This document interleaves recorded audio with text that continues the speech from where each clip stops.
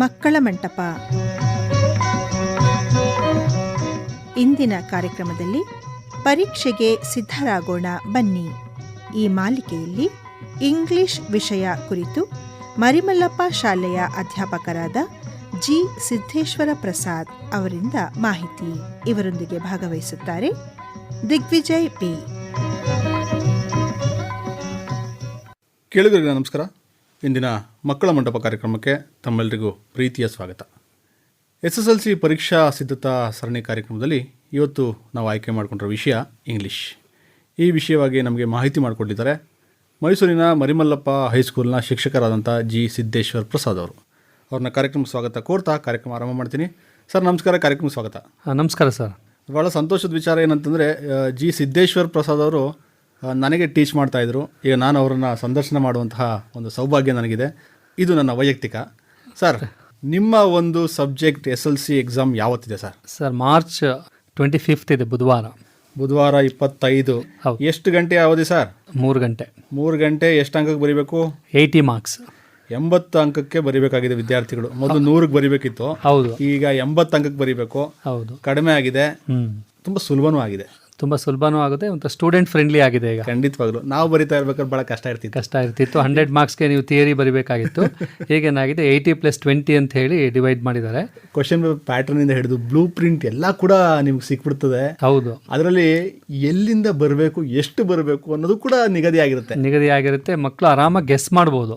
Okay, ಈಗ question paper pattern ಬರೋದಾದ್ರೆ sir, ಎಷ್ಟು ಪ್ರಶ್ನೆಗಳು ಬರ್ತವೆ, ಎಷ್ಟು ಮೇನ್ ಇರ್ತವೆ, ಅದ್ರ ಬಗ್ಗೆ ಒಂದು ಸ್ವಲ್ಪ ನಮ್ಮ ವಿದ್ಯಾರ್ಥಿಗಳಿಗೆ ಮಾಹಿತಿ ಮಾಡಿಕೊಡಿ ಸರ್. 80 ಮಾರ್ಕ್ಸ್ಗೆ ಈ ನಮ್ಮ ಕ್ವಶನ್ ಪೇಪರಲ್ಲಿ 3 hours ಅಲಾಟ್ ಆಗಿರುತ್ತೆ, ಇನ್ಕ್ಲೂಡಿಂಗ್ ರೀಡಿಂಗ್ ಅವರ್ಸ್ ಅಂತ. ಅಂದರೆ 10 to 15 minutes ಮಕ್ಕಳಿಗೆ ರೀಡಿಂಗಿಗೆ ಅವಕಾಶ ಮಾಡಿಕೊಟ್ಟಿದ್ದಾರೆ. 2 hours 45 minutesಲ್ಲಿ ಮಕ್ಕಳು ಆನ್ಸರ್ ಮಾಡಬೇಕು. ಟೋಟಲಿ 38 ಕ್ವಶನ್ಸ್ ಇದೆ. ಆ 38 ಕ್ವಶನಲ್ಲಿ ಟೋಟಲಿ 15 ಮೇನ್ಸ್ ಇದೆ. ಈಗ ಫಸ್ಟ್ ಮೇನ್ ಬಂದು MCQ ಅಲ್ಲಿ ನಿಮಗೆ ಫಸ್ಟ್ ಇನ್ಫಿನಿಟಿವ್ ಅಂತೇಳಿ ಒಂದು ಕ್ವಶನ್ ಇರುತ್ತೆ. ಆ 4ರಲ್ಲಿ they have to select 1 correct answer. Infinitive ಅಂದರೆ 2+ ವರ್ಬ್ ಯೂಸ್ ಮಾಡೋವಂಥದ್ದು. ಫಾರ್ ಎಕ್ಸಾಂಪಲ್, ಈಗ ಐ ವಾಂಟ್ ಟು ಸ್ಟಡಿ ಅಂತ ಇದ್ದರೆ ಟು ಸ್ಟಡಿ ಅಂತಿದೆ, that is infinitive. Out of 4 choices they have to select any 1 choice. Okay, second meaning ಬರೋದಾದ್ರೆ language function ಅಂತ. Okay, language function ಅಂತಂದರೆ particular dialogue underline ಆಗಿರುತ್ತೆ. ಆ ಡೈಲಾಗ್ನ function ಏನು ಅಂತ ಹೇಳಬೇಕಷ್ಟೇ. ಫಾರ್ ಎಕ್ಸಾಂಪಲ್, ಈಗ may I get in sir ಅಂತಂದರೆ seeking permission ಅಂತ. Could you please repeat it sir ಅಂತಂದರೆ ರಿಕ್ವೆಸ್ಟಿಂಗ್. ಸೊ ಈ ಥರ ಲ್ಯಾಂಗ್ವೇಜ್ ಫಂಕ್ಷನ್ ಅಂಡರ್ಲೈನ್ ಆಗಿರುತ್ತೆ ಪರ್ಟಿಕ್ಯುಲರ್ ಡೈಲಾಗು. ಇದು ಪೂರ್ತಿ ಗ್ರಾಮರ್ನೇ ಸರ್? ಪೂರ್ತ ನಿಮಗೆ MCQ ಅಲ್ಲಿ ಪೂರ್ತ ಗ್ರಾಮರೇ. ಅಂದರೆ 12 ಪ್ರಶ್ನೆಗಳಿರ್ತವೆ, 12 ಪ್ರಶ್ನೆಗೆ ಒಂದೊಂದು ಅಂಕ ಇರುತ್ತಲ್ವಾ? ಸೆಕೆಂಡ್ ಮೇನಲ್ಲಿ ಎಲ್ಲ ಕೂಡ ಗ್ರಾಮರೇ, ಎಲ್ಲ ಗ್ರಾಮರು. ಓಕೆ, ಈಗ ಮೂರನೇ ಮೇನಿಗೆ ಬರೋದಾದ್ರೆ ಅದು ಕೂಡ ಎಡಿಟಿಂಗ್ ಗ್ರಾಮರೇ. ಅಂದರೆ ಅಲ್ಲಿ they have given wrong sentences, they have to correct it ಅಷ್ಟೇ. ಓಕೆ, ಒಂದು ಸೆಂಟೆನ್ಸ್ ಕೊಟ್ಟಿರ್ತಾರೆ, ರಾಂಗ್ ಆಗಿರುತ್ತೆ, ಅದನ್ನು ಸರಿ ಮಾಡಿ ಆಪ್ಷನ್ ಕೊಟ್ಟಿರ್ತಾರೇನೋ? ಆಪ್ಷನ್ ಕೊಟ್ಟಿರಲ್ಲ, ಕ್ಲೂಸ್ ಕೊಟ್ಟಿರ್ತಾರೆ. ಕ್ಲೂಸ್ ಅರ್ಥ ಮಾಡ್ಕೊಂಡು ಮಕ್ಕಳು ಎಲ್ಲಿ ತಪ್ಪಿದೆ ಅಂತೇಳಿ ಅದನ್ನು they have to find out. For example, ಈಗ quality of mercy is return from William Shakespeare ಅಂತ ಕೊಟ್ಟಿರ್ತಾರೆ. ಆ ಪ್ರಿಪೋಸಿಷನ್ ಟು ಬಿ ಕರೆಕ್ಟೆಡ್ ಅಂತ ನಾವು ಕ್ಲೂ ಕೊಟ್ಟಿರ್ತೀವಿ. ಅಂದರೆ ಪ್ರಿಪೋಸಿಷನ್ ಫ್ರಮ್ ಅನ್ನೋದು ತಪ್ಪಾಗಿ ಯೂಸ್ ಆಗಿದೆ, they have to correct it. Quality of mercy is return by William Shakespeare. So ಈ ಥರ ಕ್ಲೂ ಅರ್ಥ ಮಾಡಿಕೊಂಡು they have to edit the given sentence. ಇದು ನಿಮಗೆ ಥರ್ಡ್ ಮೇನ್. ಇದು 2 marks ಇರುತ್ತೆ. ಇದು ನೆಕ್ಸ್ಟ್ 4th ಮೇನಲ್ಲಿ ನಿಮಗೆ 2 marks ಕ್ವಶನ್ಸ್ ಇರುತ್ತೆ. ಅದು 7 questions. Each question carries 2 marks. ಆದರೆ ಸಪ್ಲಿಮೆಂಟ್ರಿಯಲ್ಲಿ ಏನಾಗುತ್ತೆ, ನಿಮಗೆ ಚಾಯ್ಸ್ ಬಂದ್ಬಿಡುತ್ತೆ. Out of 4 lessons they have to answer any 2. ಹಾಗಾಗಿ ಇಲ್ಲಿ ನಿಮಗೆ 7 into 2 14 marks ಈ ಏರಿಯಾ ಕ್ಯಾರಿ ಆಗುತ್ತೆ. ಅದು 4th ಮೇನು. ಓಕೆ, ಇದು ಪಾಠದಿಂದ ಬಂದಿರುತ್ತಲ್ಲ ಸರ್? ಪಾಠದಿಂದ ಬಂದಿರುತ್ತೆ. ಪ್ರೋಸು, ಪೊಯೆಟ್ರಿ ಮತ್ತು ಸಪ್ಲಿಮೆಂಟರಿ ರೀಡಿಂಗ್. ಥರ್ಡ್ ಮೇನ್ ತನಕ ಮೋಸ್ಟ್ಲಿ ಆಲ್ಮೋಸ್ಟ್ ಗ್ರಾಮರೇ. ಹೌದು. 4th ಮೇನಿಂದ ನಮಗೆ ಶುರು ಆಗುವಂಥದ್ದು ಪ್ರೋಸೆಸ್. ಹೌದು ಅಲ್ವಾ? Okay, 5th main sir? 5th main ಕೂಡ ನಿಮಗೆ 3 marks ಕ್ವಶನ್. ಅದು ಇದೇನಾಗುತ್ತೆ, for this particular question they have to answer in 5 to 6 sentences. ಇದು ಕೂಡ ನಿಮಗೇನು, ಒಂದು ಪ್ರೋಸಿಂದ ಬರುತ್ತೆ, ಒಂದು ಪೊಯಮಿಂದ ಬರುತ್ತೆ. ಓಕೆ, 2 ಬರುತ್ತೆ, 3 ಅಂಕದ್ದಲ್ವಾ? 3 ಅಂಕದ್ದು. Each question carries 3 marks. ಆದರೆ ಇಲ್ಲಿ ಚಾಯ್ಸ್ ಇಲ್ಲ. 6ನೇ ಮೇನ್ ಸರ್? 6ನೇ ಮೇನಲ್ಲಿ ನಿಮಗೆ ಎಕ್ಸ್ಟ್ರಾಕ್ಟ್ಸ್ ಅಂತ. ಇದು ನಿಮಗೆಲ್ಲ ಗೊತ್ತೇ ಇದೆ, ಸಂದರ್ಭ ಸಹಿತ ವಿವರಿಸಿ ಅಂತೇಳಿ.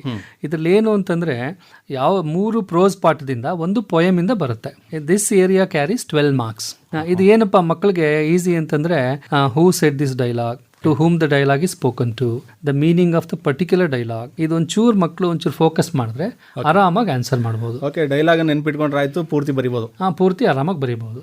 ಆಮೇಲೆ ಏನು ಅಂದ್ರೆ ಪ್ಲಸ್ ಪಾಯಿಂಟ್, ಯಾವ ಚಾಪ್ಟರ್ ಇಂದ ಎಕ್ಸ್ಟ್ರಾಕ್ಟ್ ಬರುತ್ತೋ ಆ ಚಾಪ್ಟರ್ ಅಲ್ಲಿ ಮಕ್ಕಳು ಬರೀ ಡೈಲಾಗ್ಸ್ ನೆನ್ಪಿಟ್ಕೋಬೇಕು. 2 marks 3 marks ಕ್ವಶನ್ ಎಲ್ಲ ದೇ ಕ್ಯಾನ್ ಫೋರ್ಗೋ. ಬ್ಲೂ ಪ್ರಿಂಟ್ ನ ಪ್ಲಸ್ ಪಾಯಿಂಟ್ ಇದು. ಯಾವ ಪಾರ್ಟ್ ಇಂದ ಏನ್ ಕ್ವಶನ್ ಬರುತ್ತೆ ಅಂತ ಅರ್ಥ ಆದ್ರೆ ಅವ್ರ ಪ್ರಿಪರೇಷನ್ ಈಸಿ ಆಗುತ್ತೆ. 7ನೇ ಮೇನ್ ಸರ್, ಇದು ಪ್ರೊಫೈಲ್ ರೈಟಿಂಗ್. ಇದು ಏನು ಪ್ರೊಫೈಲ್ ರೈಟಿಂಗ್ ಅಂದ್ರೆ, profile is about N achiever, ಸಾಧಕರ ಬಗ್ಗೆ ಕೊಟ್ಟಿರ್ತಾರೆ. ಅದನ್ನ ಇವರು ಎಕ್ಸ್ಪ್ಯಾಂಡ್ ಮಾಡಿ ಬರೀಬೇಕು ಸೆಂಟೆನ್ಸ್ ಅಲ್ಲಿ. ಎಲ್ಲ ಡೀಟೇಲ್ಸ್ ಅಲ್ಲೇ ಕೊಟ್ಟಿರ್ತಾರೆ. ಡೀಟೇಲ್ಸ್ ಅಲ್ಲೇ ಕೊಟ್ಟಿರ್ತಾರೆ. 2 columns ಇರುತ್ತೆ. ಒಂದು ಕಾಲಮ್ ಅಲ್ಲಿ ನೇಮ್ ಅಂತ ಇದ್ರೆ ನೇಮ್ ಏನು, ಮತ್ತೆ ಅವ್ರ ಏಜ್ ಏನು, ಡೇಟ್ ಆಫ್ ಬರ್ತ್ ಏನು, ಅವರ ಪ್ರೊಫೆಷನ್ ಏನು, ಅವರ ಹಾಬೀಸ್ ಏನು, why the person is very popular. ಇದನ್ನೆಲ್ಲ ಏನ್ ಮಾಡ್ಬೇಕು, ಇನ್ಫಾರ್ಮೇಶನ್ ಅನ್ನು ಅವರು they have to expand it. Okay, ಒಂದು ಪ್ಯಾರಾ ಬರೀಬೇಕಾ? ಒಂದು ಪ್ಯಾರಾ ಅಂದ್ರೆ it's about 5 to 6 sentences. Okay, 6 ವಾಕ್ಯಗಳು ಬರೆದ್ರೆ ಸಾಕು. ಇದು ಹೊಸದೊಂದು ಕಾಣುತ್ತೆ ಅಲ್ವಾ? ಲೇಟೆಸ್ಟ್ ಆಗಿ ಇನ್ಕ್ಲೂಡ್ ಮಾಡಿದ್ದಾರೆ ಮಕ್ಕಳು. ಯಾಕಂದ್ರೆ ಮಕ್ಕಳಿಗೆ ರೈಟಿಂಗ್ ಸ್ಕಿಲ್ ಇದೆಯಾ ಇಲ್ವಾ ಅಂತ ಟೆಸ್ಟ್ ಮಾಡೋಕ್ಕೋಸ್ಕರ. ಇದು ಪ್ರೊಫೈಲ್ ರೈಟಿಂಗ್ ನಿಮಗೆ 3 marks ಇರುತ್ತೆ. ಈಗ 8th main sir, story writing ಅಂತ ಅಂದ್ರೆ ಕ್ವಶನ್ ಪೇಪರ್ ಅಲ್ಲಿ we have given clues, they have to read out the clues and they have to expand the clues into a meaningful story. ಒಂಥರ ಕತೆ ತರ. ಒಂದೇನ್ ಕತೆ ಇರುತ್ತಾ? ಒಂದು 5 to 6 lines ಕತೆ ಇರುತ್ತೆ. ಓಕೆ, ಅದನ್ನೇನ್ ಮಾಡ್ಬೇಕು, ಕ್ಲೂ ಅರ್ಥ ಮಾಡ್ಕೊಂಡು ಪ್ರಿಪೋಸಿಷನ್ ಅಲ್ಲಿ ಯೂಸ್ ಮಾಡಬೇಕು, ಲಿಂಕರ್ಸ್ ಅಲ್ಲಿ ಯೂಸ್ ಮಾಡಬೇಕು. ಮತ್ತೆ ಕತೆ ಬರೆಯುವಾಗ they have to use past tense. Kannada medium ವಿದ್ಯಾರ್ಥಿಗಳಿಗೆ ಕಷ್ಟ ಆಗುತ್ತೆ. ಇದು ಏನಾಗುತ್ತೆ, ಕ್ಲೂ ಇರೋದ್ರಿಂದ. ಫಾರ್ ಎಕ್ಸಾಂಪಲ್ ಈಗ ನಿಮ್ಗೆ ಒಂದು ಡಾಗ್ ಸ್ಟೋರಿ ತಗೊಂಡ್ರೆ ಅದೇನಾಗುತ್ತೆ, ಕ್ಲೂ ಕೊಟ್ಟಿರ್ತಾರೆ, ಆ ಕ್ಲೂ ಅರ್ಥ ಮಾಡ್ಕೊಂಡು they have to expand it. 9ನೇ ಮೇನ್ ಸರ್, 9ನೇ ಮೇನ್ ಪಿಕ್ಚರ್ ರೀಡಿಂಗ್ ಅಂತೇಳಿ. We find a picture in observe the picture closely. Picture ಅನ್ನ ಕ್ಲೋಸ್ ಆಗಿ ಅಬ್ಸರ್ವ್ ಮಾಡಬೇಕು. ಮತ್ತೆ they have to write what is happening, ಏನ್ ಆಗ್ತಿದೆ ಅಂತ ಅದನ್ನ ಅವರು ಬರಿಬೇಕು. ಸೆಂಟೆನ್ಸ್ ರೂಪದಲ್ಲಿ ಬರಿಬೇಕು. ಒಂದು ಮಿನಿಮಮ್ 6 points ಅವರು ಬರಿಬೇಕು. ಪಾಯಿಂಟ್ಸ್ ಬರೋದು ಸಾಕು, ಪಾಯಿಂಟ್ಸ್ ಬರೆದ್ರೆ ಸಾಕು, ಪ್ಯಾರಾಗ್ರಾಫ್ ಬೇಡ. ಪ್ಯಾರಾಗ್ರಾಫ್ ಬರಿಬೇಕು ಆಕ್ಚುಲ್ ಆಗಿ. ಬಟ್ ಈ ಕನ್ನಡ ಮೀಡಿಯಂ ಮಕ್ಕಳು ಅಂತ ವಿಷಯ ತಗೊಂಡಾಗ ಅವ್ರ ಪಾಯಿಂಟ್ಸ್ ಬರೆದ್ರೆ ಸಾಕಾಗುತ್ತೆ. ಮತ್ತೆ ಇಲ್ಲಿ ಪಿಕ್ಚರ್ ರೀಡಿಂಗ್ ಅಲ್ಲಿ ಯಾವ ಟೆನ್ಸ್ ಯೂಸ್ ಮಾಡಬೇಕು ಅನ್ನೋದು ಮಕ್ಕಳು ಮನಸ್ಸಲ್ಲಿ ಇಟ್ಕೊಳ್ಳಿ. ಪ್ರೆಸೆಂಟ್ ಟೆನ್ಸ್ ಇದು. In case if they use past tense it is wrong. ಅದು ಫುಲ್ ಮಾರ್ಕ್ಸ್ ಸಿಗಲ್ಲ. ಈ ಏರಿಯಾ ಕೂಡ ಇಟ್ ಕ್ಯಾರೀಸ್ 3 marks. ಈಗ ಒಂದು ಸ್ಟೋರಿ ಬರೆಯುವಂತದ್ದು ಪಾಸ್ಟ್ ಟೆನ್ಸ್ ಖಂಡಿತ. ಪಿಕ್ಚರ್ ಪ್ರೆಸೆಂಟ್ ಟೆನ್ಸ್ ಅಲ್ಲೇ ಬರೀಬೇಕು. ಪಿಕ್ಚರ್ ಪ್ರೆಸೆಂಟ್ ಟೆನ್ಸ್ ಅಲ್ಲೇ ಬರೀಬೇಕು. Because they have to write what's happening. Okay, ಏನಾಗ್ತಿದೆ ಅನ್ನೋದು ಪ್ರೆಸೆಂಟ್ ಟೆನ್ಸ್ ಅಲ್ಲೇ ಬರೀಬೇಕು. ನಮ್ಮ ಕಣ್ಣು ಮುಂದೆ ಏನಾಗ್ತಿದೆ ಅದನ್ನ ಬರೀಬೇಕು. ಅದು ಬರೀಬೇಕು. Obviously they have to use present tense. ಈಗ ಇಲ್ಲಿ ನೆಕ್ಸ್ಟ್ ಬಂದ್ರೆ 10th ಮೇನ್. ಹೌದು, ಇದು ಕೋಟ್ ಫ್ರಮ್ ಮೆಮೊರಿ ಅಂತ. They have 2 poems for memorising. One is quality of mercy, the other one is blind boy. ಏನ್ ಮಕ್ಕಳಿಗೆ ಆಪ್ಷನ್ ಇದೆ ಅಂದ್ರೆ they have a choice between these 2 poems. 1 poem ಕಲ್ತ್ಕೊಂಡ್ರೆ ಸಾಕು. Either they have to learn quality of mercy or the blind ಬಾಯ್.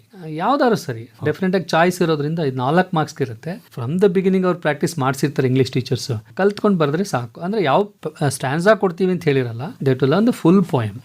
ಯಾವ stanza ಅಂತ ಗೊತ್ತಿರಲ್ಲ. ಏನಮ್ಮ ಅಂದ್ರೆ ಒಂದು 4-5 ಸ್ಟ್ಯಾನ್ಸ್ ಅಷ್ಟೇ. 4 stanzas, 5 ಇರುತ್ತೆ ಅಷ್ಟೇನೆ. ಸಿಂಪಲ್ ಆಗಿರುತ್ತೆ. ದಿಸ್ ಏರಿಯಾ ಕ್ಯಾರೀಸ್ 4 marks, 4 ಅಂಕಗಳು.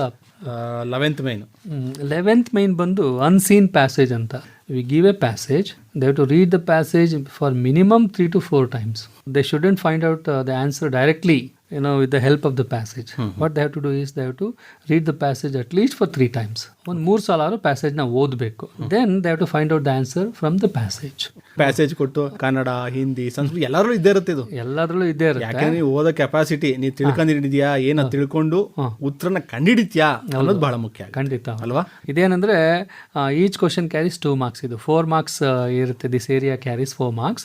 They have given 2 questions. Each question carries 2 marks. ಆ 2 marksಗೆ ಒಂದು 3 ವಾಕ್ಯ ಬರಿಬೇಕಾಗುತ್ತೆ. ಸರಿ, ಈಗ 12th main sir. 12th main ಅಲ್ಲಿ ನಿಮ್ಗೆ ಲಾಂಗ್ ಆನ್ಸರ್ ಕ್ವಶನ್ ಇದು. This question carries 4 marks. ಏನಪ್ಪಾ ಇದು ಅಂತಂದ್ರೆ 12th main completely dedicated to poem. They have choices ಇಲ್ಲಿ ಆಫ್ 3. ಈಗ 3 poems ಸಂಬಂಧಪಟ್ಟಂಗೆ ಬರೋದಾ? ಪೋಯಮ್ ಸಂಬಂಧಪಟ್ಟಂಗೆ. ಆಮೇಲೆ ಇನ್ನೊಂದೇನು ಅಂದ್ರೆ out of 3 poems they have to write any 1. ಈಗ ಗ್ರ್ಯಾಂಡ್ ಮಾ ಕ್ಲೈಮ್ಸ್ ಎ ಟ್ರೀ ಅಂತ ಒಂದು ಪೋಯಮ್ ಫಸ್ಟ್ ಯೂನಿಟ್ ಅಲ್ಲಿ ಬರುತ್ತೆ, ರಿಟನ್ ಬೈ ರಸ್ಕಿನ್ ಬಾಂಡ್. ಈ ಪೋಯಮ್ ಸಮ್ಮರಿ ಕಲ್ತ್ಕೊಂಡ್ರೆ ಅದಕ್ಕೆ choice the song of India ಇದೆ. ಅದು ಬೇಡ ಅಂತಂದ್ರೆ ಬ್ಯಾಲೆಡ್ ಆಫ್ ಟೆಂಪೆಸ್ಟ್ ಅಂತ ಒಂದು ಪೋಯಮ್ ಇದೆ. So out of 3 poems they have to write any 1. So ಇದು ಒಂಥರ ನಾನು ಆಗ್ಲೇ ಹೇಳ್ದಂಗೆ ಸ್ಟೂಡೆಂಟ್ ಫ್ರೆಂಡ್ಲಿ. ಎಷ್ಟು ಈಸಿ ಇದೆ, ಆರಾಮಾಗಿ ಬಂದೇ ಬರುತ್ತೆ ಇಲ್ಲಿ, ಡೌಟೇ ಇಲ್ಲ. ಮತ್ತೆ ನೆಕ್ಸ್ಟ್ ನಿಮಗೆ 13th ಮೇನ್ ಎಸ್ಸೆ ರೈಟಿಂಗ್ ಇದು. So this area carries 4 marks, 4 ಅಂಕಗಳ ಏರಿಯಾ ಇದು. Out of 3 they have to write any 1.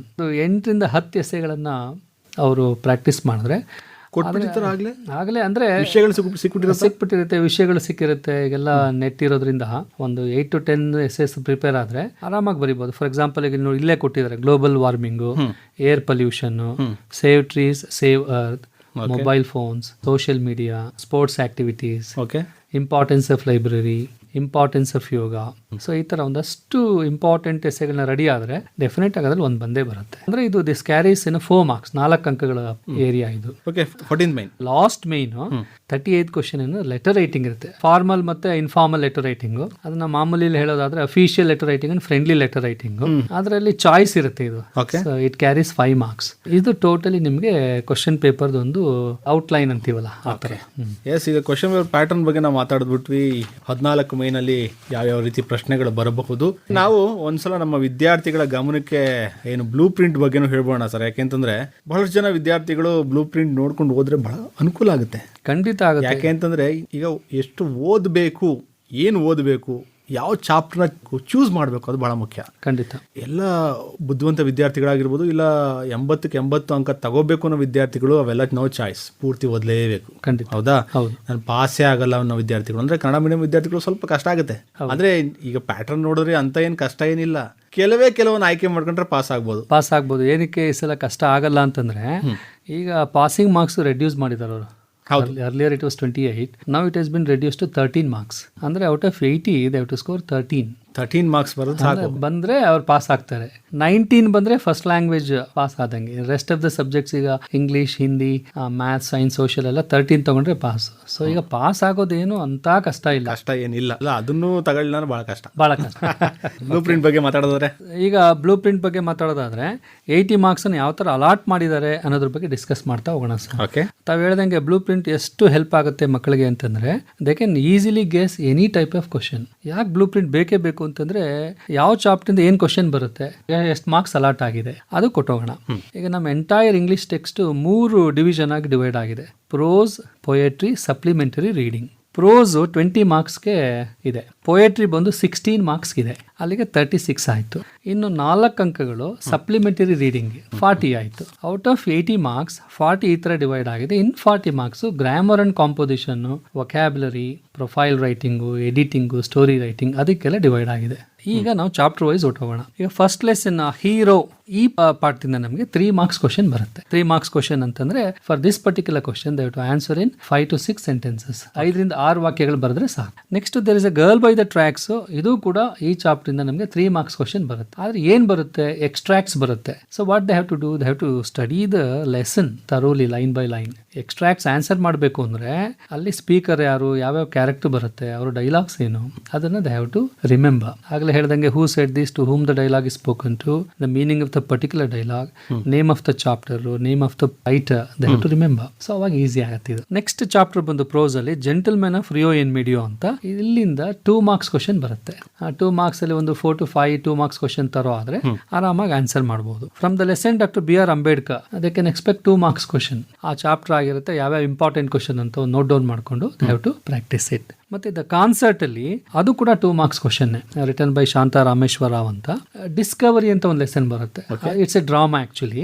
From this particular chapter they have to expect extracts ಅಂದ್ರೆ ಕೊಲಂಬಸ್ ಮತ್ತೆ ಸೀಮೆನ್, ಇನ್ ಅದರ್ ಕ್ಯಾರೆಕ್ಟರ್ಸ್, ಅವರ dialogues ಏನು, ಅದು they have to practice it. Next ಬಂದು colours of silence, 7th chapter. ಇದ್ರೂ ಕೂಡ ನಿಮ್ಗೆ 3 marks question. ಇದು ಎಕ್ಸ್ಟ್ರಾಕ್ಟ್. ಇದು last 8th chapter from prose area is science and hope of survival. From this particular chapter they can expect 2 marks question. 2 ಅಂಕಗಳ ಪ್ರಶ್ನೆಯನ್ನು ಅವ್ರು expect ಮಾಡಬಹುದು. ಟೋಟಲಿ ಪ್ರೋಸ್ ಇಂದ 8 ಲೆಸನ್ಸ್ ಇದೆ, 20 marks ಅಲಾಟ್ ಆಗಿದೆ. ನೆಕ್ಸ್ಟ್ ಪೊಯೆಟ್ರಿ ಬಂದ್ರೆ ಗ್ರ್ಯಾಂಡ್ ಮಾ ಕ್ಲೈಮ್ಸೆಟ್ರಿ ಫಸ್ಟ್ ಪೋಯಮ್, ಫಸ್ಟ್ ಯೂನಿಟ್ ಅಲ್ಲಿ ನಾವು ಆಗಲೇ ಡಿಸ್ಕಸ್ ಮಾಡಿದಾಗ ಗ್ರ್ಯಾಂಡ್ ಮಾ ಕ್ಲೈಮ್ಸೆಟ್ರಿ ಇಂದ ಏನ್ ಎಕ್ಸ್ಪೆಕ್ಟ್ ಮಾಡಬಹುದು, ಲಾಂಗ್ ಆನ್ಸರ್. ಈ ಪೋಯಮ್ ಇಂದ 4 ಅಂಕಗಳ ಪ್ರಶ್ನೆ ಬರುತ್ತೆ. They have to be thorough with 1 summary. ಈ 4 marksಗೆ they have to answer in 10 to 12 sentences. 10 ರಿಂದ 12 ವಾಕ್ಯಗಳು ತರೋ ಆದ್ರೆ ಸಾಕು ಈ ಪೋಯಮ್ ಇಂದ. Next quality of mercy, as we have already discussed, quality of mercy will be given for memorisation, quote from memory ಅಂತ, ಫಾರ್ 4 marks. ಇದಕ್ಕೆ ಚಾಯ್ಸ್ ಯಾವ್ದಿದೆ, ದ ಬ್ಲೈಂಡ್ ಬಾಯ್. ನಾವು ಆಗಲೇ ಹೇಳಿದೀವಿ ಮಕ್ಕಳಿಗೆ ಯಾವ್ದು ಈಸಿ ಆಗುತ್ತೋ ಅದನ್ನ ಕಲೀಲಿ,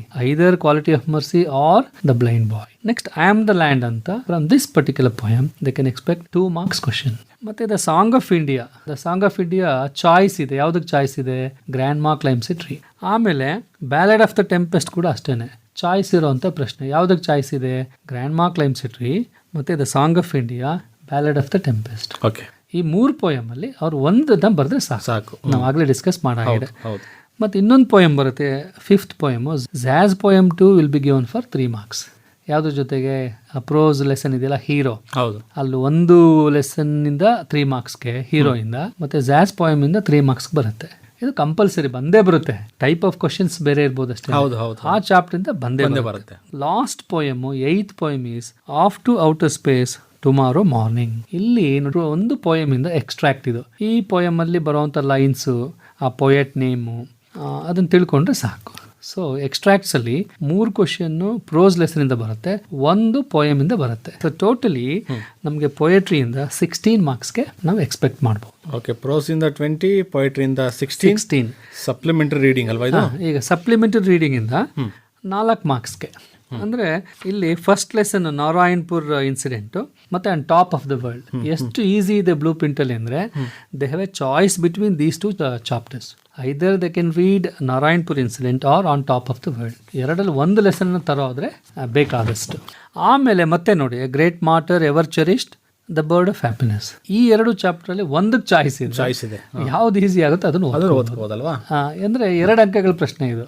ಸೊ ಟೋಟಲಿ ನಿಮಗೆ ಇದು 4 ಮಾರ್ಕ್ಸ್. ಅಂದ್ರೆ 20 ಪ್ರೋಸ್ ಆಯ್ತು, 16 ಮಾರ್ಕ್ಸ್ ಪೊಯೆಟ್ರಿ ಆಯ್ತು, 4 ಬಂದು ಅದಕ್ಕೆ ಸಪ್ಲಿಮೆಂಟರಿ ರೀಡಿಂಗ್.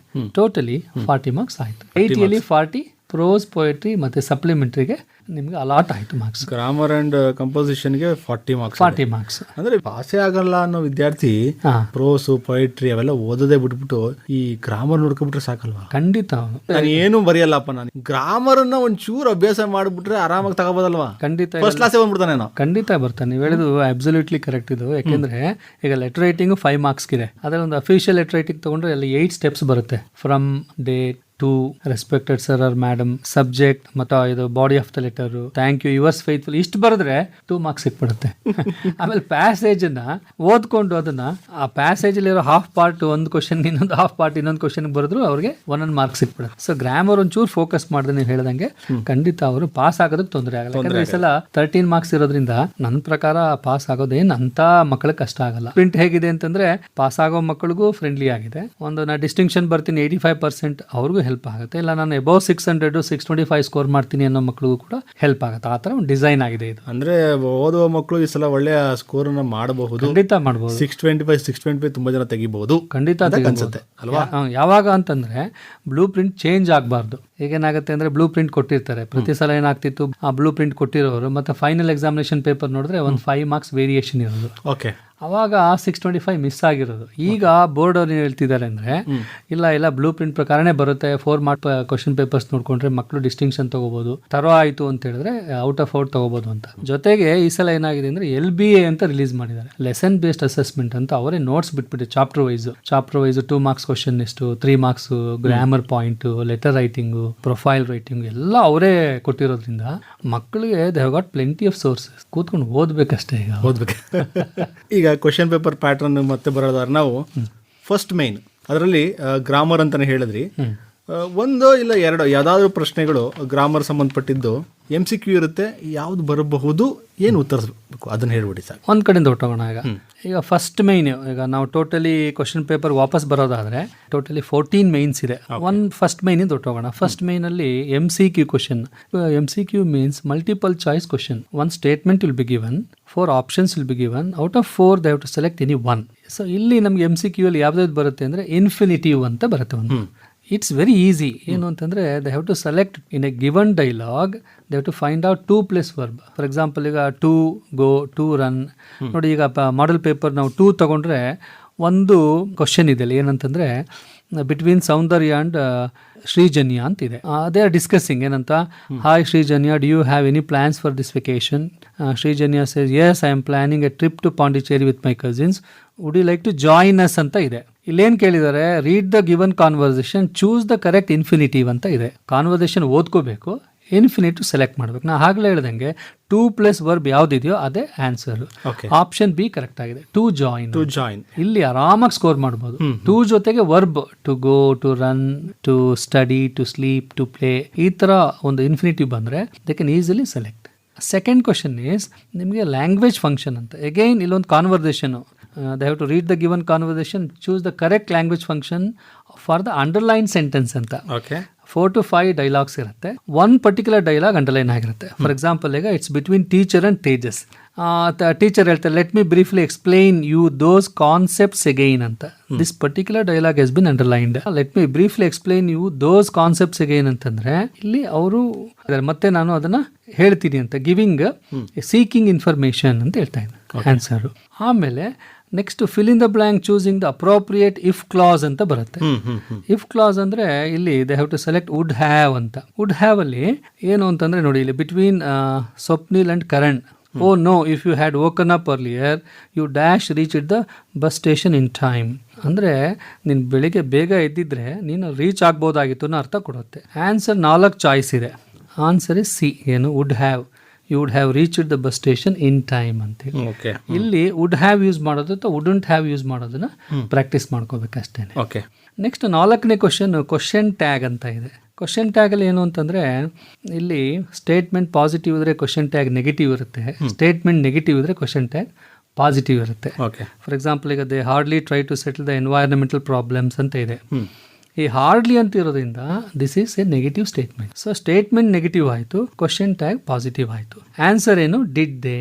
ಇದೊಂದು ಟೇಬಲ್ ಮಾಡ್ಕೊಂಡ್ಬಿಡ್ಬೇಕು. ಏನು ಟೇಬಲ್ ಅಂದರೆ ಡೂ ಡಸ್ ಡಿಡ್ ಒಂದು ಟೇಬಲ್. ಏನು ಅಂತಂದರೆ ಪ್ಲೇ ಅಂತ ಬಂದರೆ ಡೂ ಯೂಸ್ ಮಾಡಬೇಕು, ಪ್ಲೇಸ್ ಅಂತ ಬಂದರೆ ಡಸ್ ಅಂತ ಯೂಸ್ ಮಾಡಬೇಕು, ಪ್ಲೇಡ್ ಅಂತ ಬಂದರೆ ಡಿಡ್ ಅಂತ ಯೂಸ್ ಮಾಡಬೇಕು, ಗೋ ಅಂತಂದರೆ ಡೂ, ಗೋಸ್ ಬಂದರೆ ಡಸ್, ವೆಂಟ್ ಅಂತ ಬಂದರೆ ಡಿಡ್. ಇದೊಂದು ಟೇಬಲ್. ಇನ್ನೊಂದೇನು ಅಂತಂದರೆ ಈಸ್, ಆಮ್, ಆರ್, ವಾಸ್, ಬರ್, ಮಾಡಲ್ ಆಕ್ಸಿಲರೀಸ್ ಬಂದರೆ ಆ ವರ್ಬ್ಗಳನ್ನ ಯೂಸ್ ಮಾಡಿಕೊಂಡು ಕ್ವಶನ್ ಟ್ಯಾಗ್ ಮಾಡಬೇಕು.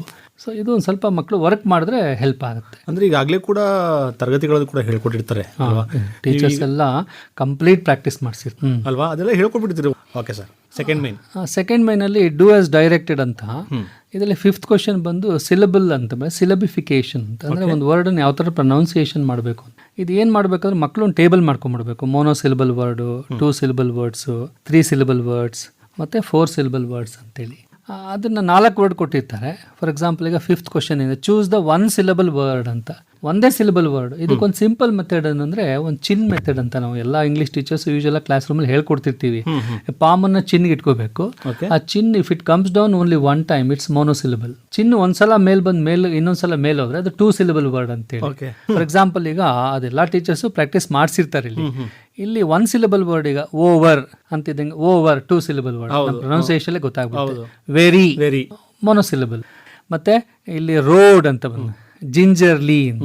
ಸೊ ಇಲ್ಲಿ ಮಕ್ಕಳು 1 ಸಿಲಬಲ್ ವರ್ಡ್ ಅನ್ನ ಸೆಲೆಕ್ಟ್ ಮಾಡ್ಬೇಕು. ಅದು 1 ಸಿಲಬಲ್ ವರ್ಡ್ ಒಂದೇ ಇರುತ್ತೆ, 2-3 ಇರುತ್ತಾ? ಇಲ್ಲಿ 1 ಸಿಲಬಲ್ ಒಂದೇ ಇರುತ್ತೆ. 2 ಸಿಲಬಲ್ ವರ್ಡ್ ಕನ್ಫ್ಯೂಸ್ ಮಾಡ್ಲಿಕ್ಕೆ 2 ಕೊಟ್ಟಿರಲ್ಲ. ಇಲ್ಲ ಕೊಟ್ಟಿರಲ್ಲ, ಕ್ಲಿಯರ್ ಆಗಿರುತ್ತೆ. Next fill in the blank with appropriate article. Articles ಅಂದ್ರೆ ಏನು ಅಂತ ಮಕ್ಕಳು first they have to identify. Articles ಅಂದ್ರೆ ಎ ಆ್ಯಂಡ್ ದ. ಸಿಂಪಲ್.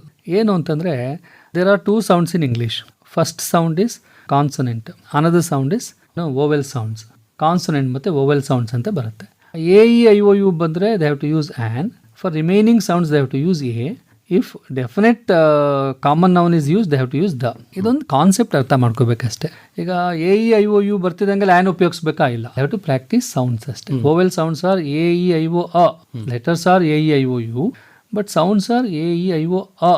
ಈಗ ಯು ಇಂದ ಆ ಸೌಂಡ್ ಬರುತ್ತೆ. ಮಕ್ಳಿಗೆ ಏನಾಗುತ್ತೆ ಅಂದ್ರೆ ನೋಡಿ, ಸಲ ಪ್ರಿಪರೇಟರಿ ಒನ್ನಲ್ಲಿ ಯೂಸ್ಫುಲ್ ಬರ್ತಿದ್ದಂಗೆ most of the students have written an useful ಅಂತ ಬರ್ತಿದ್ದಾರೆ. That is wrong actually. Useful ಅಂತಿದ್ದಂಗೆ ಯಾವ ಸೌಂಡ್ ಬಂತು? ಯು ಬಂತು. ಹೌದು, U is a consonant sound. So ಮಕ್ಳಿಗೆ ಏನು ಕನ್ಫ್ಯೂಸ್ ಆಗುತ್ತೆ, ಯು ಬಂದ್ಬಿಟ್ಟಿದೆ ಆ್ಯನ್ ಉಪಯೋಗಿಸ್ಬೇಕು, ಇದೆಲ್ಲ they have to practice sounds articles ಅಲ್ಲಿ. ಆ ಓವೆಲ್ ಸೌಂಡ್ಸ್ ಅಂದ್ರೆ A E I O a.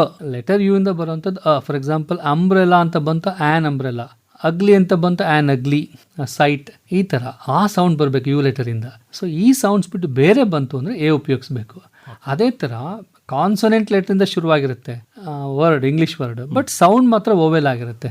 For example ಈಗ ಅವರ್ ಅಂತ ಇದೆ, ಎಚ್ಚಿಂದ ಶುರುವಾಗಿದೆ, ಕಾನ್ಸೊನೆಂಟ್ ಲೆಟರ್, ಆ ಸೌಂಡ್ ಆ್ಯನ್ ನೋಡಿ ಇಲ್ಲಿ. ಇದಕ್ಕೆ meditating for half an hour is good for mental health ಅಂತ. ಸೇ ಈಗ ಫಾರ್ ಎಕ್ಸಾಂಪಲ್ ಈಗ ಇನ್ನೊಂದು word he is dash NCC cadet.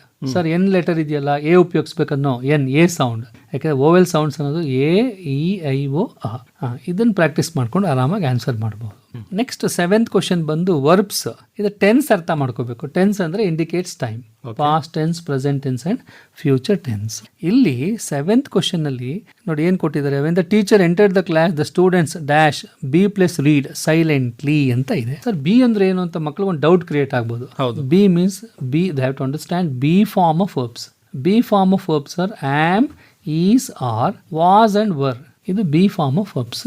So ಇಲ್ಲಿ ಅದು ಯಾವ ಟೆನ್ಸಲ್ಲಿ ಇದೆ ಅರ್ಥ ಮಾಡ್ಕೊಳ್ಳೋದು. For example the teacher enter the class ಅಂತಿದ್ದಂಗೆ it's in past tense. Entered is a verb which is in past tense. So they have to use verbs in past tense as well. ಇಲ್ಲಿ the students were reading silently. ಅವ್ರಿಗೆ ಇನ್ನೊಂದು question ಬರ್ಬೋದು ಈಗ ಮೈಂಡಲ್ಲಿ, ಏನಂತಂದ್ರೆ why should be use were? Students plural ಇದೆಯಲ್ಲ, verb must be plural. So ಇದೊಂದು ಅರ್ಥ ಮಾಡ್ಕೋಬೇಕು ಟೆನ್ಸ್ ಮಕ್ಕಳು. ಬರೀ ಸ್ಟೂಡೆಂಟೇ ಅಂತಿದ್ದಿದ್ರೆ ಸ್ಟೂಡೆಂಟ್ ವಾಸ್ ಅಂತ ಆಗ್ತಿತ್ತು. Since it is in plural they have to use were. So ಇದು ನಿಮಗೆ ಒಂದು ವರ್ಬ್ ಅಲ್ಲಿ ಇದು ಮಾಡುವಂಥದ್ದು. ನೆಕ್ಸ್ಟ್ 8th ಕ್ವಶನ್ ಬಂದು ಪ್ರಿಪೋಸಿಷನ್. ಈಗ the dog jumped dash the river ಅಂತ. ಇದು ಪ್ರಿಪೋಸಿಷನ್ ಹೇಗೆ ಅಂತಂದ್ರೆ they have to understand what are the preposition. Prepositions ಅಂದ್ರೆ on, at, in, from, by, since, for, with. ಇದೆಲ್ಲ ಸಿಂಪಲ್ ಪ್ರಿಪೋಸಿಷನ್ಸ್ ಅರ್ಥ ಮಾಡ್ಕೋಬೇಕು. ಈಗ ಒಂದು ಪ್ರಿಪರೇಟರಿ 1 ಅಲ್ಲಿ ಒಂದು ಎಕ್ಸಾಂಪಲ್ ಕೊಟ್ಟಿದ್ರು, ಏನಂತಂದ್ರೆ ಹಸ್ ಬಿನ್ ವರ್ಕಿಂಗ್ ಡ್ಯಾಶ್ 2005 ಅನ್ನ. ಮಕ್ಕಳೆಲ್ಲ ಫಾರ್ ಅಂತ ಬರ್ದಿದ್ರು, ಫ್ರಮ್ ಅಂತ ಬರ್ದಿದ್ರು. Actually they have to write since. 2005 ಅಂತ ಒಂದು ಸ್ಪೆಸಿಫಿಕೇಶನ್ ಇದ್ದಾಗ they have to use since. Just period of time mention ಆಗಿದೆ and they have to use for example he has been working dash 7 years anta. 7 years is just a period of time, so there they have to use for. So idu preposition. ಆಮೇಲೆ ಅವ್ರಿಗೆ between, among ಅರ್ಥ ಮಾಡ್ಕೋಬೇಕು. For example ಈಗ the property has been distributed between the two brothers. When there is specification two, they have to use between. ಬರೀ brothers ಅಂತ ಇದೆ, two ಅಂತ ಇಲ್ಲ. What does it mean? It's more than two ಅಂತ. The property has been divided dash the brothers ಅಂದ್ರೆ among the brothers ಅನ್ನೋ ಅರ್ಥ ಕೊಡುತ್ತೆ. ಸೊ ಈ ಪ್ರಿಪೋಸಿಷನ್ಸ್ ಅಲ್ಲಿ ಕೆಲವೆಲ್ಲ ಒಂಚೂರು ಮಕ್ಳು ಅರ್ಥ ಮಾಡ್ಕೊಂಡ್ರೆ ಆರಾಮಾಗಿ ಆನ್ಸರ್ ಮಾಡ್ಬೋದು. ಫಾರ್ ಎಕ್ಸಾಂಪಲ್ ಈಗ innumerable people died dash corona virus in 2018 ಅಂತ ಅನ್ಕೋಣ. ಆವಾಗ ಡೈಡ್ ಅಂತ ಬಂದು ಒಂದು ಪರ್ಟಿಕ್ಯುಲರ್ ಡಿಸೀಸ್ ನಿಮ್ಮಂತ ಬಂದಾಗ they have to use of. He died of cancer. ಅಲ್ಲಿ ಫ್ರಮ್ ಅಂತ ಅನ್ಕೊಂಡ್ಬಿಡ್ತಾರೆ ಮಕ್ಕಳು. When we use died and name of the disease, preposition must be of. ಮತ್ತೆ ಗುಡ್ ಅಂತ ಬಂದಾಗ he is good dash computer ಅಂದಾಗ ಯೂಶುವಲಿ ಮೈಂಡ್ಗೆ ಏನ್ ಬಂದ್ಬಿಡುತ್ತೆ, ಇನ್ ಅಂತ ಬರುತ್ತೆ. Good at computer. ಸೊ ಇವೆಲ್ಲ ಪ್ರಿಪೋಸಿಷನ್ಸ್ ಅಲ್ಲಿ ಒಂಚೂರು ನೋಡ್ಕೊಂಡ್ರೆ ನಮ್ಮ ಆವರೇಜ್ ಮಕ್ಕಳಿಗೂ ಅನುಕೂಲ ಆಗುತ್ತೆ, ಮತ್ತೆ ಸ್ಕೋರ್ ಮಾಡಬೇಕು ಅನ್ನೋ ಮಕ್ಕಳಿಗೂ ಕೂಡ ಹೆಲ್ಪ್ ಆಗುತ್ತೆ. ಆಮೇಲೆ ನೆಕ್ಸ್ಟ್ ನಿಮಗೆ linker. Linker is also called conjunction. Conjunction ತಮಗೆಲ್ಲ ಗೊತ್ತೇ ಇದೆ. We join 2 words, 2 sentences, 2 groups of sentences ಅಂತ ಇದೆ. ನೋಡಿ ಇಲ್ಲಿ everybody likes mister Paul because is an honest officer. Because ಅನ್ನೋ ಅರ್ಥ ಬರ್ಬೇಕು. ಯಾಕೆ ಅಂತಂದ್ರೆ ಎನ್ ಆನೆಸ್ಟ್ ಆಫೀಸರ್ ಅಂತ ಬರುತ್ತೆ. ಸೊ ಇಲ್ಲಿ ಲಿಂಕರ್ ಯೂಸ್ ಮಾಡುವಾಗ ಮಕ್ಕಳುಗಳೆಲ್ಲ ಲಿಂಕರ್ ಅಂದ್ರೆ ಏನು, ಯಾವ್ದು ಬರುತ್ತೆ. ಫಾರ್ ಎಕ್ಸಾಂಪಲ್ ಈಗ ಫ್ಯಾನ್ ಬಾಯ್ಸ್ ಅಂತ ಒಂದು ಟೆಕ್ನಿಕ್ ಅವರು ಲಾಸ್ಟ್ ಇಯರೇ ಕಲ್ತಿದ್ದಾರೆ 9th ಅಲ್ಲಿ ಇದ್ದಾಗಲೇ. ಫ್ಯಾನ್ ಬಾಯ್ಸ್ ಅಂದ್ರೆ ಎಫ್ ಅಂದ್ರೆ ಫಾರ್, ಎ ಅಂದ್ರೆ and, N means nor, B means but, O means or, Y means yet, S means so. Fan boys ಅಂತ ಈ ಟೆಕ್ನಿಕ್ ಗಳನ್ನ ಅವರು ಪ್ರಾಕ್ಟೀಸ್ ಅಂದ್ರೆ ಹೆಂಗೆ ಅಂತಂದ್ರೆ ಕೆಲವು ಫಾರ್ಮುಲಾಸ್ ಗಳನ್ನ ಮ್ಯಾಥಮೆಟಿಕಲ್ ಹೆಂಗೆ ಹೇಳ್ಕೊಡ್ತಾರಲ್ಲ ಅದೇ ರೀತಿಯಲ್ಲಿ ಕನ್ನಡ ಆಗಿರ್ಬೋದು, ಇಂಗ್ಲಿಷ್ ಆಗಿರ್ಬೋದು ಅಥವಾ ಹಿಂದಿ ಆಗಿರ್ಬೋದು, ಅಂದ್ರೆ ಕೆಲವು ಫಾರ್ಮುಲಾಗಳನ್ನ ಈ ನೀವು ಟೀಚರ್ಸ್ಗಳೇ ಮಾಡ್ಕೊಂಡಿರ್ತೀರಿ. ಅಂದ್ರೆ ಮಕ್ಳಿಗೆ ಸುಲಭ ಆಗ್ಲಿ ಅಂತ ಹೇಳಿ, ಮಕ್ಳಿಗೆ ಸುಲಭ ಆಗಲಿ ನಿಮಗೆ ಬಹಳಷ್ಟು ವಿಚಾರಗಳನ್ನೆಲ್ಲ ನಾವು ಹೇಳ್ಕೊಡ್ತಾ ಹೋದಾಗ ಕೆಲವೊಂದು ಗ್ರಾಮರ್ ಪಾರ್ಟ್ಸ್ಗಳು ಇರ್ತಾವಲ್ಲ, ಆ ಗ್ರಾಮರ್ ಪಾರ್ಟ್ಸ್ಗಳಿಗೆ ಈ ತರ ನಾವು ಹೇಳ್ಕೊಟ್ಟಾಗ್ಲೂ ಕೂಡ ಅವ್ರಿಗೆ ಬಹಳ ಸುಲಭ ಆಗುತ್ತೆ. ಈಗ ಚೆನ್ನಾಗಿ ಹೇಳಿದ್ರಿ ಫ್ಯಾನ್ ಬಾಯ್ಸ್ ಅಲ್ವಾ? ಹೌದು. ಓಕೆ, ಆ ಥರದ್ದು ಬಹಳಷ್ಟು ಸೂತ್ರಗಳನ್ನ ಇಟ್ಕೊಂಡಿದ್ದೀರಿ ನೀವು. ಖಂಡಿತ. ಈಗ ನೀವು ಹೇಳ್ದಂಗೆ ಮ್ಯಾಥಮೆಟಿಕ್ಸ್ ಮತ್ತು ಗ್ರಾಮರ್ಗೂ ಒಂದು ರಿಲೇಷನ್ ಇದೆ. ಏನು ಅಂತಂದರೆ ಯಾರಿಗೆ ಫಾರ್ಮುಲಾ ಗೊತ್ತಿದೆ ಮ್ಯಾಥಮೆಟಿಕ್ಸಲ್ಲಿ ಫೈನಲ್ ಆನ್ಸರ್ ಕರೆಕ್ಟ್ ಆಗಿರುತ್ತೆ. ಹೌದು, ಇಲ್ಲೂ ಕೂಡ ಅಷ್ಟೇ. ಕೆಲವು ಫಾರ್ಮುಲಾಸ್ ಇಟ್ಕೊಂಡ್ರೆ ಗ್ರಾಮರು ಆರಾಮಾಗಿ ಕಲಿಬಹುದು. 10th ಕ್ವಶನ್ ಬಂದು correct form of the word ಅಂತ ಬಂತು. ಏನಂದರೆ ಒಂದು ಸೆಂಟೆನ್ಸ್ ಇರುತ್ತೆ, ಸೆಂಟೆನ್ಸಲ್ಲಿ ಒಂದು ಬ್ರ್ಯಾಕೆಟಲ್ಲಿ ಒಂದು ವರ್ಡ್ ಇರುತ್ತೆ, ಆ ಸೆಂಟೆನ್ಸ್ಗೆ ಸೂಟಬಲ್ ಆಗೋ ಥರ ವರ್ಡ್ ಫಾರ್ಮನ್ನು ಚೇಂಜ್ ಮಾಡಬೇಕು. ಅಷ್ಟೇ ಸಿಂಪಲ್ ಇಲ್ಲಿ. ಫಾರ್ ಎಕ್ಸಾಂಪಲ್ ಈಗ Ambedkar's dash of the constitution is significant ಅಂತ ಇದೆ, ಬ್ರಾಕೆಟಲ್ಲಿ ದೇ ಹ್ಯಾವ್ ಗಿವನ್ ಅಬ್ಸರ್ವ್ ಅಂತ ಇದೆ. ಸೊ ಈ ಸೆಂಟೆನ್ಸ್ಗೆ ಸೂಟಬಲ್ ಆಗೋದೇನು, ಅಂಬೇಡ್ಕರ್ಸ್ ಅಬ್ಸರ್ವೇಷನ್ ಅಂತ ಚೇಂಜ್ ಮಾಡು, ಅಷ್ಟೇ, ಇನ್ನೇನಿಲ್ಲ ಇಲ್ಲಿ. Ambedkar's observation of the constitution is significant. ಅದೇ ಥರ ಇನ್ನೊಂದು ಎಕ್ಸಾಂಪಲ್ ಕೊಡ್ತೀನಿ ಅಂದರೆ ಹಿಸ್ ಸ್ಪೀಚ್ ಈಸ್ ಡ್ಯಾಶ್ ಬ್ರಾಕೆಟಲ್ಲಿ ದೇ ಹ್ಯಾವ್ ಗಿವನ್ ಇನ್ಸ್ಪೈರ್ ಅಂತಿದ್ರೆ inspiring. They have to change the form of the word according to the sentence. That's all. In next 11th question ಹೋದ್ರೆ change the following sentence into passive voice. ಅಂದ್ರೆ they have given an active sentence. They have to change the active sentence into passive voice. ನೋಡಿ Baleshwar saved Roma ಅಂತಿದೆ.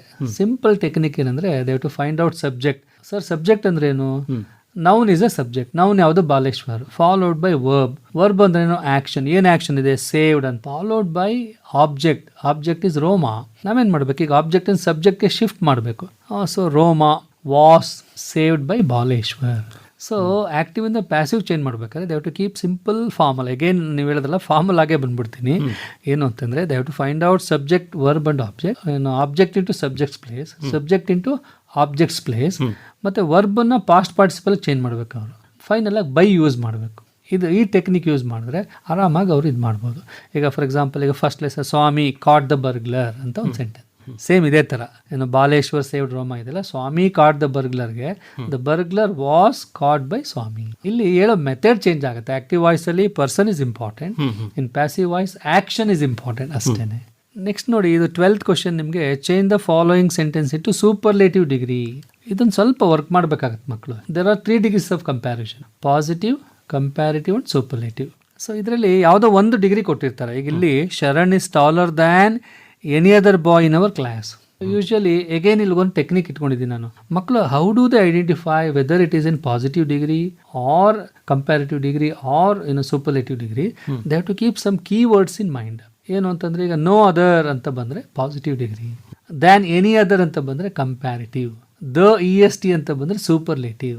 ಈ ಟೆಕ್ನಿಕ್ಕಿಗೆ apply ಮಾಡೋಣ. ಈಗ Sharan is taller than any other. Oh, than any other ಬಂದಿದೆ, it's in comparative degree. ಕೇಳಿರೋದೇನು? Superlative ಡಿಗ್ರಿಗೆ. So ಏನು use ಮಾಡಬೇಕು? Definite article the. ಟಾಲರ್ಗೆ ರಿಮೂವ್ ER, ಆ್ಯಡ್ EST.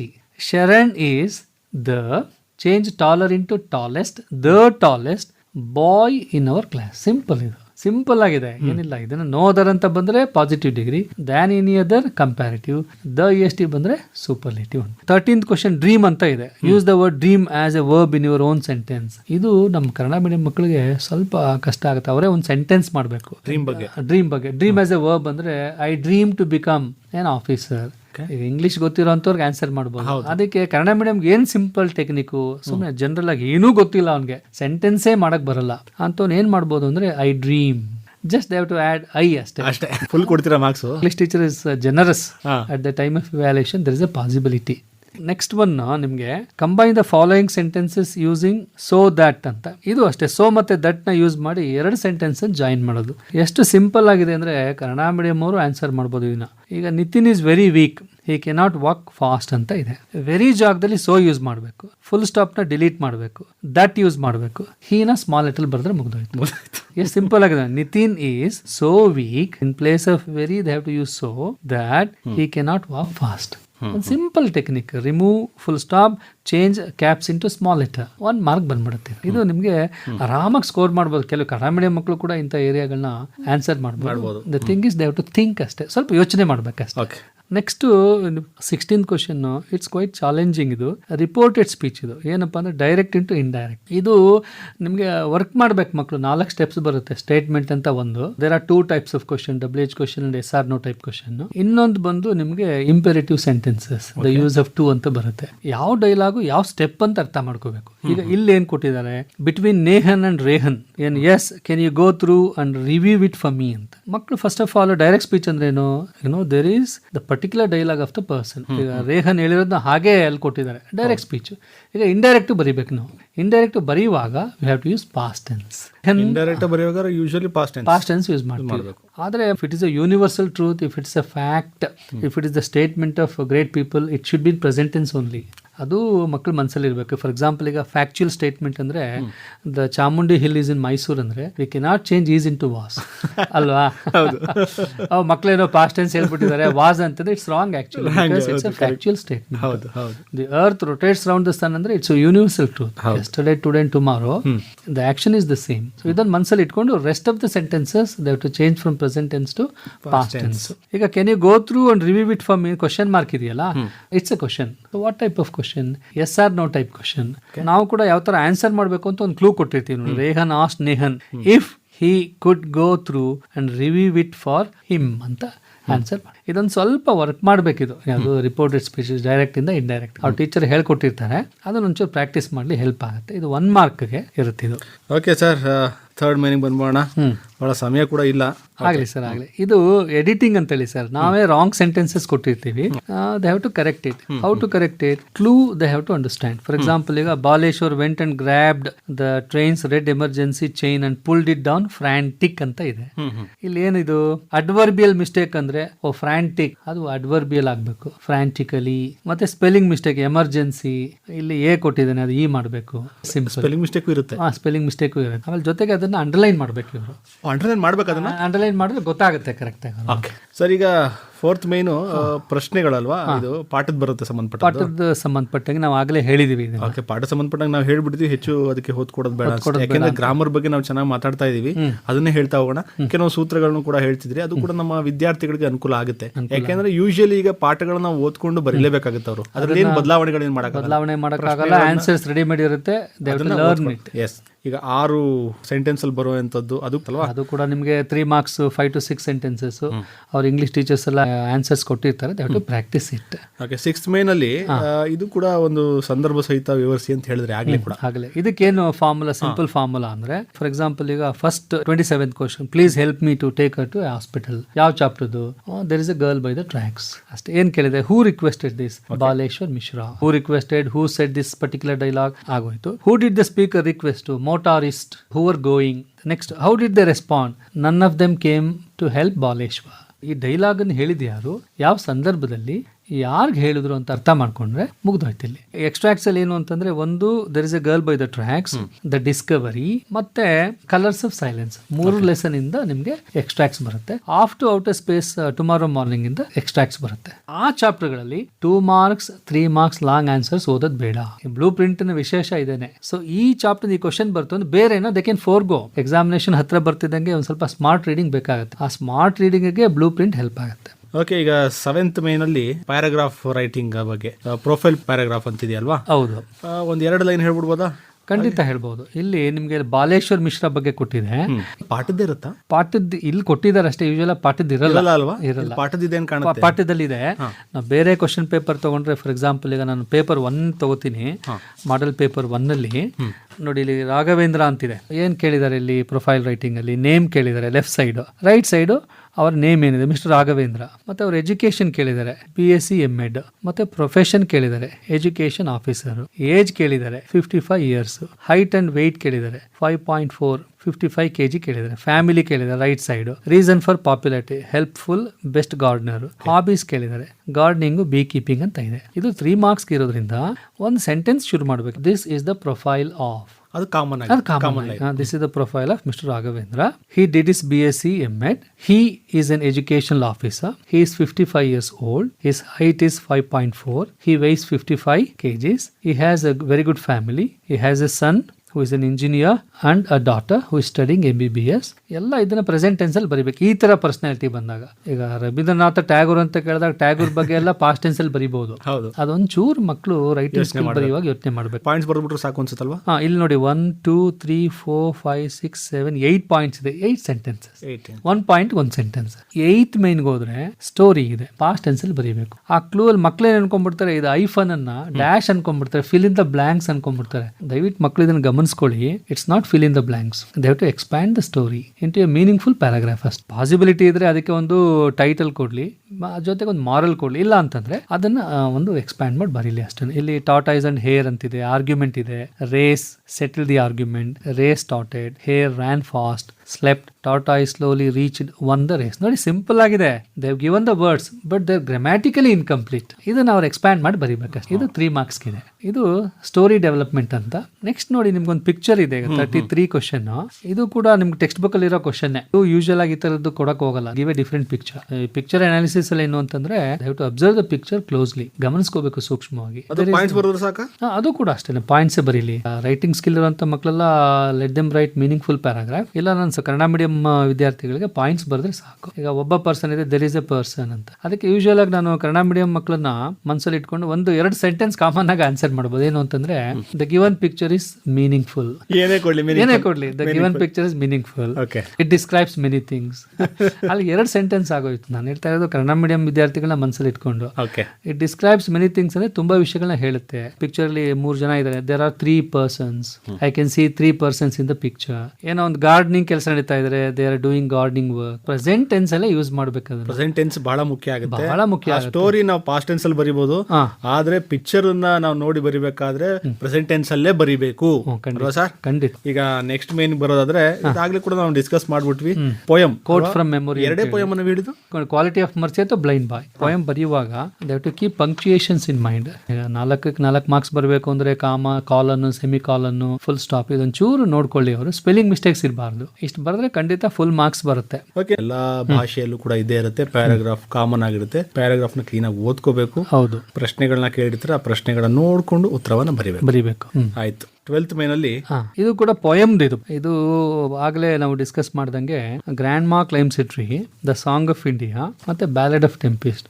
ಈ 3 ಪೋಯಮ್ ಅಲ್ಲಿ ನಿಮ್ಗೆ ಚಾಯ್ಸ್ ಇದೆ. Out of 3 they have to write any one. ನನಗೆ ಗೊತ್ತಿರೋ ಹಾಗೆ ನಮ್ಗೆ ಇಂಗ್ಲಿಷ್ ಟೀಚರ್ಸ್ ಎಲ್ಲ ಸ್ಟಾರ್ಟಿಂಗ್ ಇಂದಾನೆ grandma climbs it tree ಮಕ್ಕಳು ಪ್ರಾಕ್ಟೀಸ್ ಮಾಡ್ಸಿರ್ತಾರೆ. ಎಷ್ಟು ಸೆಂಟೆನ್ಸ್ ಗಳನ್ನ ಬರೀಬೇಕು?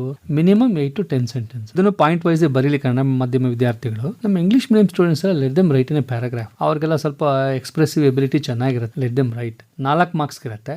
ಚೆನ್ನಾಗಿ ಬರೆದ್ರೆ 4 ತಗೋಬಹುದು. ಸೊ ಇದೊಂದು ಅಡ್ವಾಂಟೇಜ್ ಅವ್ರಿಗೆ. 13th ಮೇನ್ ಬರೋದಾದ್ರೆ ಸ್ವಲ್ಪ ನಮ್ಮ ವಿದ್ಯಾರ್ಥಿಗಳಿಗೆ ಕನ್ಫ್ಯೂಸ್ ಆಗುವಂತದ್ದು ಕನ್ನಡ ಮೀಡಿಯಂ ವಿದ್ಯಾರ್ಥಿಗಳು. ಯಾಕೆಂದ್ರೆ ಎಸ್ಸೆ ಬರೆಯುವಂತದ್ದಲ್ವಾ. ಹೌದು. ಕೆಲವೊಂದು ಪಾಯಿಂಟ್ಸ್ ಗಳು ಹಿಂಗೆ ಬರೆದ್ಬಿಟ್ರೆ ಸಾಕು ಅಂತ ಹೇಳಿದ್ರೆ ವಿದ್ಯಾರ್ಥಿಗಳು ಅನುಕೂಲ ಆಗುತ್ತೆ. ಖಂಡಿತ. ಫಸ್ಟ್ ಏನೇನು ಎಸ್ಸೆಗಳು ಬರ್ಬೋದು ಅನ್ನೋದಕ್ಕೆ, air pollution, mobile phones, social media, importance of yoga, the disaster of excess rainfall, ban on plastic, internet. ನೋಡಿ, ಏರ್ ಪೊಲ್ಯೂಷನ್ ಸುಮಾರು ಬಾರಿ ರಿಪೀಟ್ ಆಗಿದೆ. ಸೊ ಈ ತರ ಒಂದು 7 to 8 ಟಾಪಿಕ್ಸ್ ತಗೊಂಡು ಅವರು ನೋಟ್ಸ್ ರೆಡಿ ಮಾಡ್ಕೋಬೇಕು. 2 ways of writing N essay. One is they can directly start and end the essay. For example, ಈಗ ಮೊಬೈಲ್ ಫೋನ್ಸ್ ಕೊಡ್ತಾರೆ ಅಂತ ಅನ್ಕೋಣ.